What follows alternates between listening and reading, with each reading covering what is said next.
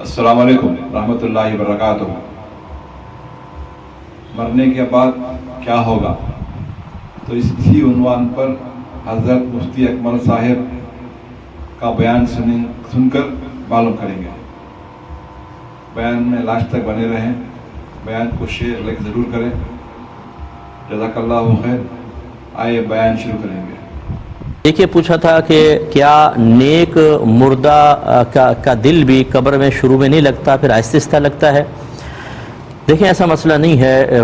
ہم لوگ موت کو بہت ہی زیادہ عجیب و غریب، چونکہ ہم نے چند باتیں سنی ہوتی ہیں عذابات کے بارے میں اور دیگر چیزوں کے بارے میں، تو ہم سمجھتے ہیں شاید مرنے کے بعد بہت ہی سخت معاملات ہیں۔ ایسا نہیں ہوتا۔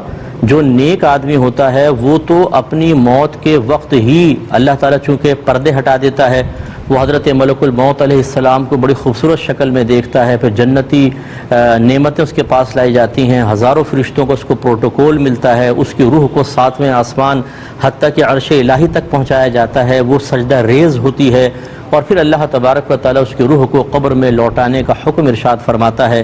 پھر منکر نکیر کے سوالات کے جوابات میں ثابت قدمی، پھر اس کی قبر کو جنت کے باغوں میں سے ایک باغ بنا دیا جانا، تا حد نگاہ وسیع کر دیا جانا، اور پھر مختلف معاملات۔ بعض اوقات تو فرشتے اس سے کہیں گے کہ تم سو جاؤ، جیسے دلہن شادی کی پہلی رات سوتی ہے، تو وہ سو جائے گا، اور پھر جب قیامت قائم ہوگی تو اس وقت اس کی آنکھ کھلے گی، وہ آنکھیں ملتا ہوا اٹھے گا، اس کو اٹھایا جائے گا، جب تو وہ سمجھے گا کہ شاید ابھی تھوڑی دیر کے لیے میں سویا ہوں۔ اسی طرح کوئی شخص ایسا ہوگا کہ جس کا عمل اس کے سامنے ظاہر ہوگا، ایک انسانی شکل میں بڑا خوبصورت ہوگا، تو وہ پوچھے گا کہ تو کون ہے؟ وہ کہتا ہے کہ تو مجھے نہیں پہچانتا، میں تیرا عمل ہوں، اب قیامت تک میں تیرے ساتھ رہوں گا۔ لہذا اچھی طرح یاد رکھیں کہ ایسا نہیں ہے کہ آپ کو قبر میں چھوڑ گئے اندھیری قبر میں، اور چھوٹے سے اس میں آپ لیٹے ہوئے ہیں کہ یار اب کیا کریں، کچھ کرنے کو تو ہے ہی نہیں اب یہاں پر، نہ لیپ ٹاپ ہے، نہ گیمز ہیں، نہ کچھ ہیں، تھوڑی دیر سوچتے رہے آپ، پھر بور ہو گئے۔ ایسا نہیں ہے بھائی جان، وہاں کی زندگی بہت ہی پیاری زندگی ہے، اور ایسی زندگی ہے کہ آپ کی روح بہت زیادہ آزاد ہو جائے گی۔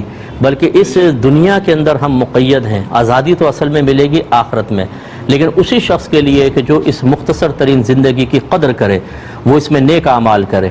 اگر فراڈ کرتے رہے، جھوٹ بولتے رہے، حرام کماتے رہے، نماز قضا کرتے رہے، ماں باپ کی نافرمانی کرتے رہے، تو یہ دنیا پھر اس کے لیے آزادی کی جگہ ہے۔ مرنے کے بعد ہو سکتا ہے کہ اللہ تعالیٰ اس کو ایسی پابندی میں رکھے کہ پھر یہ نہیں ہے کہ کچھ عرصے بعد گناہگار کا دل لگ جاتا ہے، دل لگنے کی تو بات ہی نہیں ہے، پھر جو عذابات ہوں گے وہ تو دل لگنے ہی نہیں دیں گے۔ اللہ تعالیٰ ہم سب کو اس سے محفوظ فرمائے۔